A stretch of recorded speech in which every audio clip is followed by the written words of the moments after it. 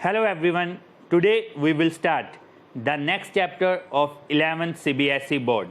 Chapter name is We Are Not Afraid to Die If We Can All Be Together. Written by Gordon Cook and Alan East. This story is a story of bravery of a family during a sea voyage. Let's see the introduction. This story is about a family and their bravery who were traveling in sea and encounter a storm.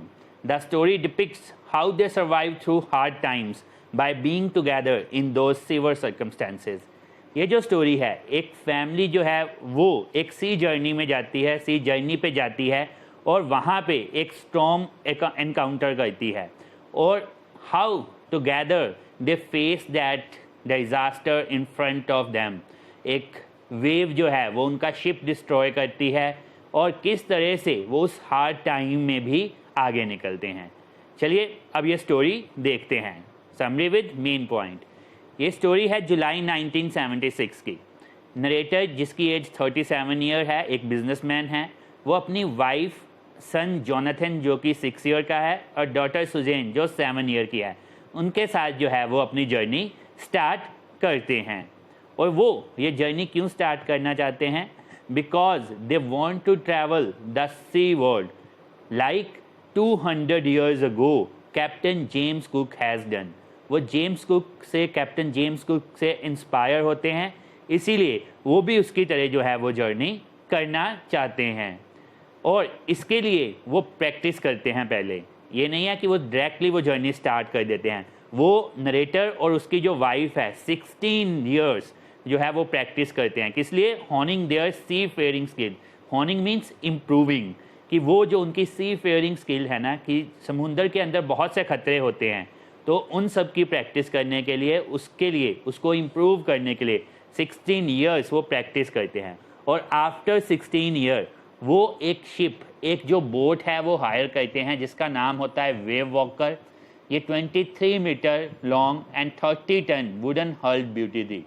मतलब एक perfect boat जिसको वो test करते हैं, उसको use करने से पहले, सी जर्नी स्टार्ट करने से पहले रफेस्ट ऑफ वाटर, क्योंकि उनको पता था कि जब वो सी के अंदर जाएंगे वहाँ पे कई तरह के तूफ़ान आते हैं, तो क्या ये जो बोट है वो उन रफेस्ट वाटर का सामना कर सकती है या नहीं. तो वो पहले उसको प्रैक्टिस करते हैं उस चीज़ के लिए. उनकी जो जर्नी थी उसका जो फर्स्ट लेग था, जो फर्स्ट पार्ट था, वो था 3 years. और कितने किलोमीटर था? 1,05,000 किलोमीटर. लेकिन वो जो पार्ट था वो बहुत आराम से निकलता है, उनको कोई भी दिक्कत नहीं आती अपने फर्स्ट पार्ट के अंदर. और जब उन्होंने आगे ईस्ट की तरफ जाना था, उस टाइम पे वो रास्ते से दे टुक 2 crew man before heading east. एक तो था, वो था अमेरिकन लैरी विजिल, और सेकंड जो था वो था स्विस हर्ब सेगलर. उन दोनों को वो हायर क्यों करते हैं? क्योंकि उनको पता था कि अब वो साउदर्न इंडियन ओशन की तरफ जा रहे हैं, और ये जो साउदर्न इंडियन ओशन है इसको रफेस्ट ओशन माना जाता है.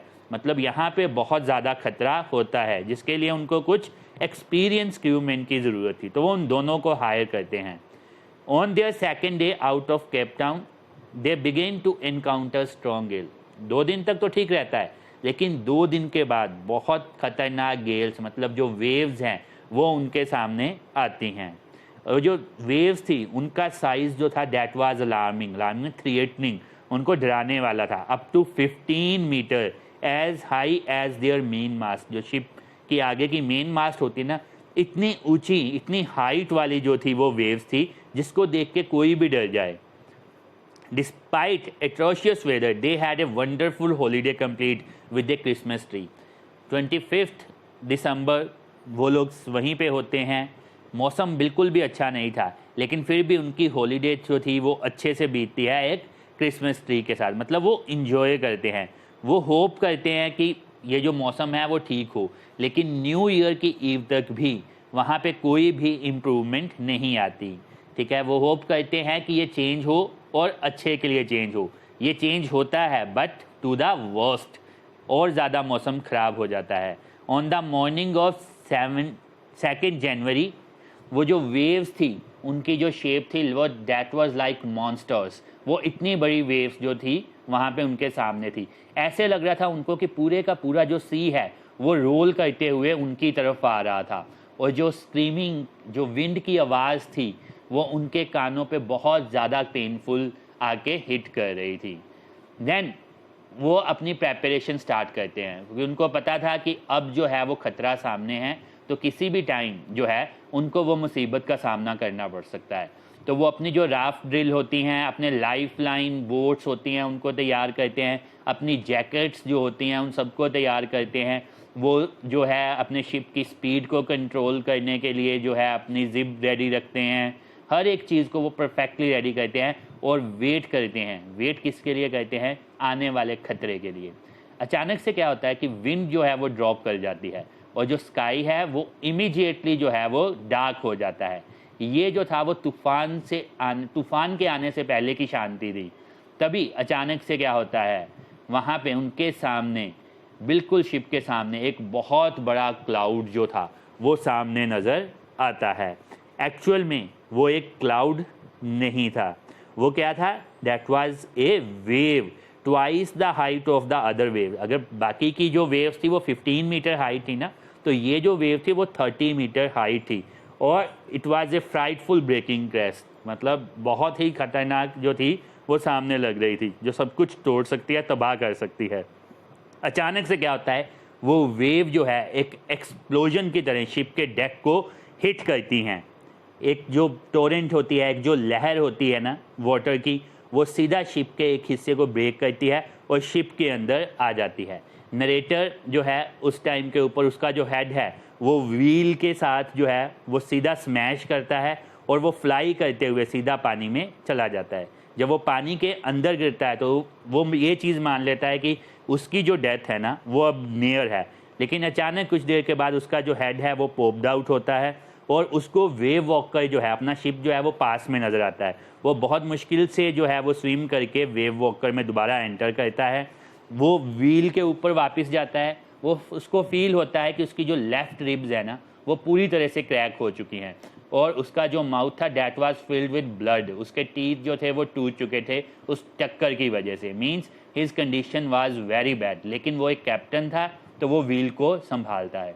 सडनली जो है वो फ्रंट हैच का जो डोर है वो ओपन होता है और उसकी वाइफ मैरी सामने आती है और वो इन्फॉर्म करती है कि हम लोग डूब रहे हैं, क्योंकि जो शिप है ना वो पूरे का पूरा जो है वो पानी से भर चुका है, डेक जो है वो स्मैश हो चुका है। लेकिन ये जो टाइम था नरेटर के लिए वो वरी करने का नहीं था। वो अपनी वाइफ को जो है वो व्हील संभालने के लिए देता है और खुद बाहर निकलता है। बाहर जाके देखता है लैरी और हर्ब जो थे ना वो पानी को पंप कर रहे थे, बाहर निकाल रहे थे, क्योंकि अगर पानी भर जाता तो उनका शिप डूब जाता। नरेटर जो है वो बच्चों के कैबिन में जाता है, उनसे उनका हाल पूछता है, लेकिन वहाँ पे जो स्यू थी, स्यू जो है उसका हेड जो है वो हिट करता है और there was a big bump above Sue's eyes. उसकी आंखों के ऊपर एक बहुत बड़ा जो है वो बम्प नज़र आता है। लेकिन नरेटर के लिए अभी वरी करने का टाइम नहीं था। वो एक हैमर लेता है और बाहर चला जाता है। एक कैनवस और एक सिक्योर वाटरप्रूफ हैच को लेके वो जहाँ पे डेक स्मैश किया होता है, यहाँ से पानी बहुत तेज़ी से अंदर आया था, वो उसको रिपेयर करने की कोशिश कर रहा था ताकि जो पानी है उसकी स्पीड को कंट्रोल किया जा सके। उनकी प्रॉब्लम यहाँ पे ख़त्म नहीं हुई। जो उनका इलेक्ट्रिक पंप था वो शॉर्ट सर्किट हो गया। वाटर लेवल जो था शिप के अंदर वो और ज़्यादा राइज करना शुरू हो गया। उसको पता था कि एक स्पेयर पंप है, लेकिन वो भी वर्क नहीं कर रहा था। तब उसे याद आता है कि एक और इलेक्ट्रिक पंप जो है ना वो 4 रूम फ्लोर पे है। लकीली वो काम कर रहा था और वो उसको बाहर लेके आके जो वाटर है उसको दोबारा से पंप करके बाहर निकालना शुरू करते हैं। वो जो उनकी नाइट थी, that night was an endless efforts of pumping. ठंड के अंदर वो सारी रात जो थे वो पानी को पंप करके बाहर कर रहे थे, स्टीयरिंग को संभाल रहे थे and working with the radio, कि जो रेडियो है वो किसी तरह से चल जाए, उनका जो कनेक्शन है वो कहीं ना कहीं पे हो जाए। लेकिन ऐसे मूवमेंट के ऊपर कहीं पे भी कनेक्ट होना बहुत मुश्किल था because of the weather. Weather इतना ख़राब था कि कहीं पे भी कनेक्ट होना बहुत मुश्किल था। स्यू तभी आती है वहाँ पे। Sue had two enormous black eyes. उसकी कंडीशन और ज़्यादा बुरी हो चुकी होती है और वो अब एक कट भी दिखाती है जो उसकी आम पे था। उसके जब फादर उससे पूछते हैं कि तुमने पहले क्यों नहीं बताया, तो वेरी ब्रेवली वो कहती है कि she did not want to worry them because they were trying to save all, कि मैं आपको टेंशन नहीं देना चाहती थी। उस लड़की की जो हिम्मत जो है वो हिम्मत दिखाई गई है कि वो अपनी सारी चोट के बारे में नहीं बताती है। जब 3 जनवरी की मॉर्निंग होती है उस टाइम के ऊपर पंप जो है, पंप की हेल्प से, पंपिंग की हेल्प से जो वाटर लेवल है वो अंडर कंट्रोल आ जाता है। अब वो लोग रोटेशन में रेस्ट कर सकते थे कि एक आदमी पंपिंग करेगा और एक जो है वो जो रेस्ट कर सकता था कुछ टाइम के लिए। इस तरह से 15 आवर्स उन्होंने सरवाइव किया था जब से वेव हिट हुई थी। लेकिन अब जो कैप्टन था, नरेटर था, उसको पता था कि अब जो वेव वॉकर है उसके अंदर इतनी ताकत नहीं है कि वो ऑस्ट्रेलिया तक जो है उनको लेके जा सके। तब एज ए कैप्टन उसने जितने भी चार्ट थे वो चार्ट निकाले और उन चार्ट्स को जो था वो स्टडी करना शुरू किया। उसने क्या देखा, he found 2 small island a few 100 kilometre to the east. उसने देखा कि 2 छोटे छोटे आइलैंड जो है ना वो कुछ 100 किलोमीटर्स दूर ही हैं। उनमें से जो एक आइलैंड था ले Amsterdam was a French scientist base, कि अगर वो वहाँ तक पहुँच जाते हैं किसी भी तरह से तो वो बच सकते हैं। लेकिन ऐसे मौसम में कुछ भी कहा नहीं जा सकता था। On January 4, 36 hour of continuous pumping they reach the last inches of water. 36 hours हो गए थे अब उनको कंटिन्यूसली पंप करते हुए, और अब कुछ इंचेस ऑफ वाटर जो था सिर्फ वही रह गया था। Means they were almost successful in the pumping and saving themselves from being drowned. Mary जो है उसको कुछ खाना मिलता है, कुछ बीफ मिलता है, और लास्ट 2 डेज़ में वो पहली बार कुछ अच्छे से खाते हैं, मतलब उस कंडीशन के अंदर। अब जो उनकी कंडीशन थी वो कैसे थी कि at 4 PM black clouds began building again. दोबारा से जो थे बादल वो बनने शुरू हो गए, और 1 घंटे के अंदर within an hour the wind was back to 40 knots. जो विंड की स्पीड थी वो फिर से 40 नॉट्स के आसपास हो गई। उनकी जो कंडीशन थी वो और ज़्यादा वर्स्ट होने वाली थी। On January 5 situation was again desperate, और 5 जनवरी को ये जो सिचुएशन थी और ज़्यादा बुरी हो गई, और ज़्यादा डेस्परेट हो गई, कि अब उनको पता था कि शायद वो लोग अब जो हैं वो एक और तूफ़ान का सामना, एक और स्टॉर्म का सामना करेंगे। उसी टाइम जब वो अपने बच्चों से मिलने गया तो जॉन ने पूछा, daddy are we going to die? लेकिन नरेटर ने उसको एश्योर किया, नहीं, हम लोग जो हैं वो बच जाएंगे, हम लोग जो हैं वो मरेंगे नहीं। इसके ऊपर जोनाथन कंटिन्यू कहता है we are not afraid of dying if we can all be together, you mummy you and I. Jonathan उसको कहता है कि हमें मरने से डर नहीं लगता, अगर हम सब लोग साथ हैं, आप, मदर और सब लोग, तो हमें डर नहीं लगता। उसकी बातों पे नरेटर कोई रिवर्ट नहीं करता, लेकिन वो कैबिन से बाहर आता है अपनी पूरी ताकत लगा के उस सी के साथ फाइट करने के लिए। वो डिसाइड करता है कि वो अपनी पूरी ताकत के साथ जो अनडैमेज्ड हल है, जो पोर्ट हल बचा हुआ था, वो उसकी हेल्प से वो अपनी फैमिली को और सबको बचाएगा, क्योंकि उसको वो जो टुगेदरनेस की पावर थी वो रियलाइज़ होती है जोनाथन की स्टेटमेंट से। उस शाम को वो अपनी वाइफ मैरी के साथ बैठता है और उसको लगता है, वो सोचता है कि शायद उनका जो एंड है ना कि अब बहुत नियर है, क्योंकि अब तूफ़ान से बाहर निकलना मुश्किल है। लेकिन वेव वॉकर उनको उस तूफ़ान से भी बाहर ले जाती है। जब 6 जनवरी की मॉर्निंग होती है वो दोबारा से कैलकुलेट करता है सब कुछ, और वो अब इतने बड़े सी के अंदर जो था वो 65 किलोमीटर वाइड आइलैंड को ढूंढ रहा था, कि वो जो 65 किलोमीटर वाइड आइलैंड है अगर उनको वो मिल गया तो वो लोग वहाँ से सर्वाइव कर सकेंगे, जिसके लिए वो चार्ट्स को देख के पूरी की पूरी कैलकुलेशन करता है वहाँ पे। अब जो स्यू है वो अंदर आती है। She was moving very painfully, her black and eyes narrow two slits, she gave narrator A card she had made. वो अंदर आती है, उसकी कंडीशन पहले से भी ज़्यादा बुरी हो चुकी होती है, और वो एक कार्ड बना के लेके आती है जो नरेटर को देती है। उसके ऊपर उसकी मदर की और नरेटर की, उसके फादर की फ़ोटोग्राफ होती है, जिस पे उसने लिखा होता है कि most funniest people of the world, और वो उनसे कितना प्यार करती है। तो ये कार्ड जो है वो इमोशनली उसकी जो फीलिंग्स है उसको शो करता है। अब जो नरेटर है वो दोबारा से अपनी कैलकुलेशन को रीचेक करता है कि उसको कितना टाइम लगेगा वहाँ तक पहुँचने के लिए, जो आइलैंड था।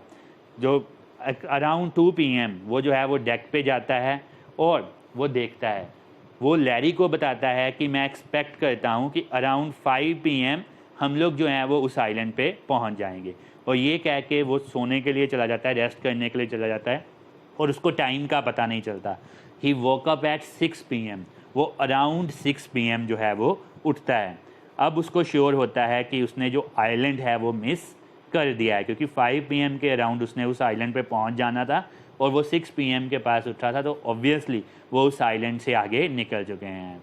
जोनाथन उसी टाइम पे अंदर आता है, वो अपने फादर को कहता है कि मैं आपको हग करना चाहता हूँ, गले मिलना चाहता हूँ। You are the best daddy and best captain in the world. ठीक है कि आप दुनिया के सबसे बेस्ट डैडी हो, बेस्ट कैप्टन हो।